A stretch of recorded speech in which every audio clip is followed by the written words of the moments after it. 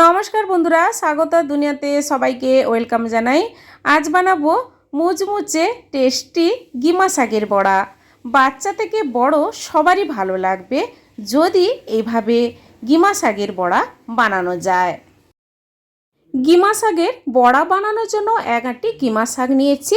এই শাক অল্প তেতো হয়, তবে বড়া বানালে বাচ্চা থেকে বড় সবারই ভালো লাগবে খেতে।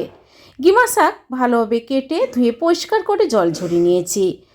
আর নিয়েছি একটা মাঝারি সাইজের আলু, ছোট ছোট পিস করে এভাবে কেটে নিয়েছি আলু। আর সামান্য পরিমাণ চাল 2 ঘন্টা আগে ভিজিয়ে রেখেছিলাম। পেঁয়াজ কোচানো, কাঁচা লঙ্কা কোচানো আর বেসন নিয়েছি। আর বাকি যে মশলাগুলো আমি দেব সেগুলো পরে আমি এক এক করে আপনাদের বলছি। প্রথমে একটা মিক্সি জার নিয়েছি। মিক্সি জারে আমি দিয়ে দিচ্ছি গিমা শাক আর আলু দিয়ে দেব, টুকরো করে নেওয়া আলু।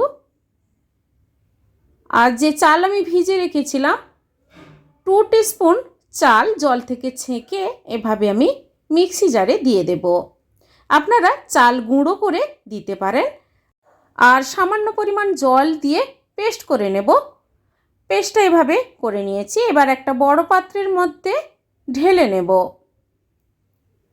ঢেলে নেওয়ার পর দিয়ে দিচ্ছি বেসন, 4 টিস্পুন বেসন, কোচানো পেঁয়াজ আর কাঁচা লঙ্কা কোচানো দেব। আপনারা যে যেমন ঝাল খেতে পছন্দ করেন সেইভাবে অনুপাতে ঝাল দেবেন।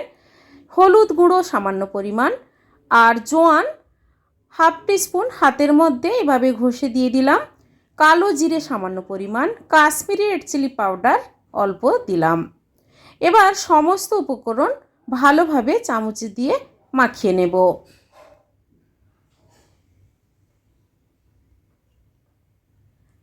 মাখিয়ে নেওয়ার পর সবার লাস্টে দিয়ে দিচ্ছি পরিমাণ মতো লবণ। লবণ দেওয়ার পর ভালোভাবে মিশিয়ে নিলাম। কড়াইতে তেল গরম করতে দিয়েছিলাম। 1/2 টিস্পুন গরম রিফাইন তেল এই গিমা শাকের মিশ্রণের সঙ্গে দিয়ে দিলাম, তাহলে গিমা শাকের বড়া খুবই মুচমুচে হয়। এবার ভাজতে দেব গিমা শাকের বড়া। কড়াইর মধ্যে রিফাইন তেল দিয়ে গ্যাসের ফ্লেমটা হাই টু মিডিয়াম রেখে চামচ দিয়ে এভাবে আমি আস্তে আস্তে করে বড়াগুলো তেলের মধ্যে দিয়ে 5 থেকে 7 মিনিট টাইম দিয়ে উল্টে পাল্টে গোল্ডেন ব্রাউন কালার করে সবগুলো গিমা শাকের বড়া ভেজে নেব। খুবই মুচমুচে হয় এই গিমা শাকের বড়া। এখানে চালের গুঁড়ো দিয়ে বানিয়েছি। আপনারা কর্নফ্লাওয়ার কিংবা বেকিং সোডা দিয়ে দেবেন, তাহলেও মুচমুচে হবে গিমা শাকের বড়া।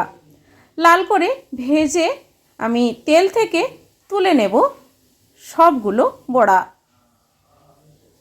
বাকি মেখে রাখা বড়াগুলো এভাবে আস্তে আস্তে করে ভেজে তুলে নেব।